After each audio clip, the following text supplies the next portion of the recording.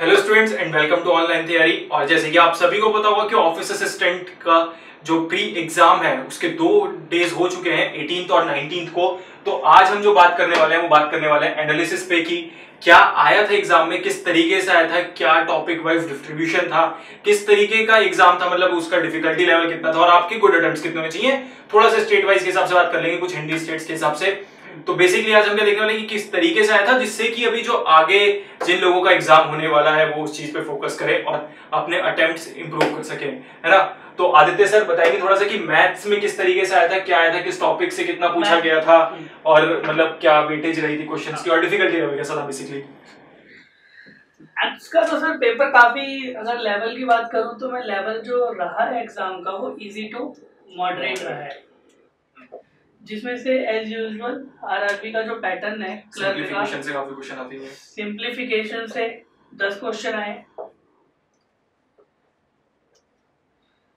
Approximation से 5। अच्छा, मतलब सिंपलीफिकेशन अप्रॉक्सीमेशन मिला के दोनों 15 क्वेश्चंस हो गए आपके पास। मिसिंग और रॉन्ग सीरीज से आए हैं 5 क्वेश्चन। अच्छा, तो नंबर सीरीज थी वो दोनों टाइप की आई है, मिसिंग भी और रॉन्ग भी, है ना। किसी शिफ्ट में रॉन्ग देखने को मिली और कुछ शिफ्ट में मिसिंग भी आई है। किसी शिफ्ट में मिसिंग है, किसी शिफ्ट में रॉन्ग है, ज्यादातर रॉन्ग देखने को मिली है। और डीआई 10 नंबर की डीआई आई है, जिसमें से एक कैसलेट देखने को मिली है बहुत सारी शिफ्ट में। अच्छा। बट किसी में कैसलेट नहीं भी आई है। तो बेसिकली अगर डीआई 10 मतलब 2 डीआई आई है तो एक डीआई कैसलेट फिक्स थी, दूसरी टेबल लाइन या बार में से है। तो ये चीज इंपॉर्टेंट है कि कैसलेट मिल रही है, जो कि पहले मेंस में मिलती थी वो आरआरबी ऑफिस असिस्टेंट के प्री में भी मिल रही है। मतलब एग्जाम का इजी, बहुत इजी लेवल है कैसलेट डीआई। अगर आपकी प्रैक्टिस अच्छी है और आपने कॉन्सेप्ट आपका क्लियर है तो आप हार्डली 5 क्वेश्चन कैसलेट डीआई का 2 से 3 मिनट के अंदर कर लेंगे। और मतलब 2 डीआई आई है, बेसिकली 10 मार्क्स है ना। लेवल बहुत डीआई का लेवल इजी है, कोई टेंशन वाली बात नहीं। और इसके बाद अरिथमेटिक के 10 से 15 क्वेश्चंस देखने को मिले। किसी शिफ्ट में 10 क्वेश्चन आए हैं, किसी शिफ्ट में 15 क्वेश्चन। डिपेंड करता है, क्योंकि हमने ये भी देखने को मिला है क्वाड्रेटिक इक्वेशन से भी क्वेश्चन मिल गए, क्वाड्रेटिक इक्वेशन से भी 5 क्वेश्चन मिल गए, तो उस हिसाब से अरिथमेटिक है 5 क्वेश्चन आए। जैसे किसी शिफ्ट में क्या किया इन्होंने, किसी शिफ्ट में डीआई का 1 क्वेश्चन दे दिया है तो एक सेट डीआई का है तो क्वाड्रेटिक 5 दे दिया है। किसी शिफ्ट में अरिथमेटिक 15 दी है, डीआई 1 कर दिया है। तो मतलब चीजें वेरिएशन देखने को मिलेगी, ये टॉपिक यही है, थोड़ा सा वेरिएशन। ये 15 नंबर, ये 10 5 15 20 और डीआई के 5, ये 25 नंबर का पेपर लगभग फिक्स रहा है हर शिफ्ट में। उसका जो वेरिएशन हुआ है क्वाड्रेटिक और अरिथमेटिक में हुआ है। तो अगर आपके अटेम्प्ट 34 प्लस है मैथ्स में तो आपके बहुत अच्छे अटेम्प्ट। और 34 अटेम्प्ट ज्यादा नहीं है, क्योंकि आप देखो सिंपलीफिकेशन अप्रॉक्सीमेशन जो आरआरबी में आता है बहुत इजी होता है, तो आप जल्दी काफी कर सकते हैं। उसके बाद मिसिंग नंबर सीरीज और ये नंबर सीरीज भी इजी आ रही थी, बहुत डायरेक्ट ही पता चल रहा था, है ना। तो अब क्वांट हो गया है, क्वांट के बाद एक बार रीजनिंग देख लेते हैं। हाँ, तो अब रीजनिंग की एक बार बात कर लेते हैं। तो ओवरऑल एक बार अगर एग्जाम की बात करें रीजनिंग की तो वही इजी टू मॉडरेट, है ना, इजी टू मॉडरेट रहा है, ठीक है। अब सबसे पहले इंपॉर्टेंट क्या होता है रीजनिंग में, मतलब कुछ नहीं, पजल एंड सिटिंग अरेंजमेंट, है ना। तो नाम ही कुछ दिनों में पजल होने वाला है, पजल एंड सिटिंग अरेंजमेंट। तो हो जाएगा नाम पजल एंड सिटिंग अरेंजमेंट से जो आपके पास क्वेश्चन आए हैं वो आए 20 से 22 तक वेरी कर रहे हैं, मतलब ठीक है कि 20 से 22 तक आपके क्वेश्चन वेरी कर रहे हैं। ऐसा हो रहा है कि किसी में शॉर्ट पजल्स भी आ गई हैं 3 मार्क्स वाली, तो वहां पे आपके थोड़ा सा 22 और उस वाली साइड में चला जा रहा है। बाकी ये तो अगर 5 मार्क्स की है तो 20 तक इतने तक ऐसा रह रहा है। और पजल सारी इजी जो कि यूजुअली आ रही है, टेबुलर पे कुछ आ रही है, सर्कुलर सिटिंग अरेंजमेंट आ रहा है, लीनियर भी देखा गया है, लीनियर सिटिंग अरेंजमेंट यूजुअली हर टाइप के हर शिफ्ट में हो रही है, आपके फ्लोर बॉक्स सारी चीजें हो रही है। बट बाकी पजल्स बहुत इजी लेवल की हैं। एक है जो थोड़ी मॉडरेट लेवल की है, वो आपको पता करनी होगी कौन सी मॉडरेट लेवल की है, उसे लास्ट में अटेम्प्ट करना है। उसके बाद जो हमारा आरआरबी ऑफिस असिस्टेंट का पैटर्न रहता है जिसमें कि सीरीज से वो पूछा जाएगा, तो चाहे न्यूमेरिक सीरीज हो या अल्फा न्यूमेरिक सीरीज हो या अल्फा न्यूमेरिक सिंबल सीरीज हो, तीनों में से कोई भी एक सीरीज तो आएगी। ठीक है, तो मैक्सिमम शिफ्ट में अल्टरनेट आई है, जैसे पहले शिफ्ट में नंबर सीरीज दी है, दूसरी में अल्फा न्यूमेरिक आई है, तीसरी में अल्फा न्यूमेरिक सिंबलिक आई है, सिंबल 5 नंबर की सीरीज है। ये आई रहा है 5 नंबर का। कोडिंग डिकोडिंग भी देखने को मिली है। हाँ, कोडिंग डिकोडिंग आई है, वही चाइनीज कोडिंग डिकोडिंग पुराने पैटर्न वाले 5 जो नंबर ओल्ड पैटर्न होता है वो इजी वाली कोडिंग डिकोडिंग वो 5 नंबर की। सिलॉग्स और इनइक्वालिटी का कॉम्बिनेशन देखने को मिला है, मतलब सिलॉग्स 3 दे दिए, इनइक्वालिटी 3 और 4 दे दिया, तो मतलब इस तरीके से सिलॉग्स और इनइक्वालिटी मिला के 4 से 5 क्वेश्चन रहे, और किसी के शिफ्ट में ऐसा भी देखा गया कि सिर्फ सिलॉग्स और इनइक्वालिटी 6 और 7 क्वेश्चन मिला के रहे। किसी में ऐसा हुआ है कि सिलॉग्स आपके दिए हैं साथ में पर इनइक्वालिटी नहीं है, तो सिलॉग्स 5 कर दिए। तो इस तरीके से चीजें रही हैं। बाकी ब्लड रिलेशन और डायरेक्शन हमारा हो गया, है ना। तो ब्लड रिलेशन और डायरेक्शन से कुछ क्वेश्चन आए हैं। अगर हम बात करें तो ब्लड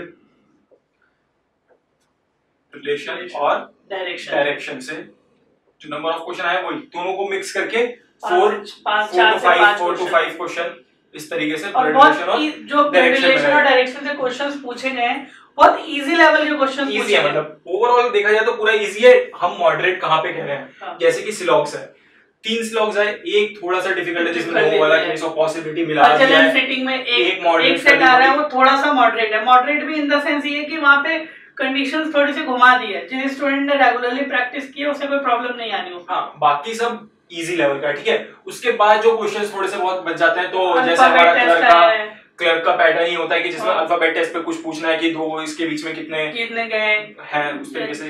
जैसे एक क्वेश्चन जनरली देखने को मिला है कि 4 वर्ड दिए गए हैं, एक वर्ड फिक्स कर दिया, एल फिक्स कर दिया, अब बताना है आपको ए टी और ई इन वर्ड्स के कॉम्बिनेशन को मिला करके हम कौन कौन से वर्ड बना सकते हैं। हाँ। इस टाइप के क्वेश्चन देखने को जैसे आदित्य सर ने एग्जाम दिया है, तो आपका कौन सी शिफ्ट में था सर एग्जाम? मेरा exam sir first day first shift में ही था एग्जाम मेरा। तो फर्स्ट डे फर्स्ट शिफ्ट मतलब आप देख सकते हो कि इससे बेटर एनालिसिस कौन ही दे पाएगा कि फर्स्ट डे फर्स्ट शिफ्ट मतलब रियल एक लाइव एग्जांपल लिया है मैंने। और जिनका भी आने वाले शिफ्ट में 25 का एग्जाम है उन्हें सिर्फ मैं इतना कहूंगा, मतलब शांति से पेपर देना, आपको कोई बहुत ज्यादा वो नहीं करनी। पेपर बहुत इजी है, अटेम्प्ट जितने आप अटेम्प्ट कर सकते हैं क्वेश्चन उतने अटेम्प्ट। और हाँ, ये मत करिएगा आप कि आप अपने दोस्तों के या अपने बगल वाले के अटेम्प्ट सुन करके, अगर किसी ने 76 करे हैं तो मे भी हो सकता है उसने 76 अटेम्प्ट करे हो, चांसेस ये है कि उसके 76 क्वेश्चन सही भी हो।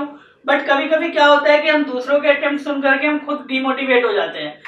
आपको खुद मोटिवेट रहना है, और कमेंट्स और जितने भी आप कर रहे हैं क्वेश्चंस जो कर रहे हैं, आपको वो खुद अपने आप को एनालाइज पता होना चाहिए। एक्यूरेसी सबसे ज्यादा मैटर करती है, क्योंकि यार क्लरिकल एग्जाम है, डिफिकल्टी लेवल बहुत कम है। हाँ। तो यहाँ पे एक्यूरेसी मैटर करेगी। लोग 75 भी करके आएंगे, लोग 70 भी करके आएंगे, लोग 65 भी करके आएंगे।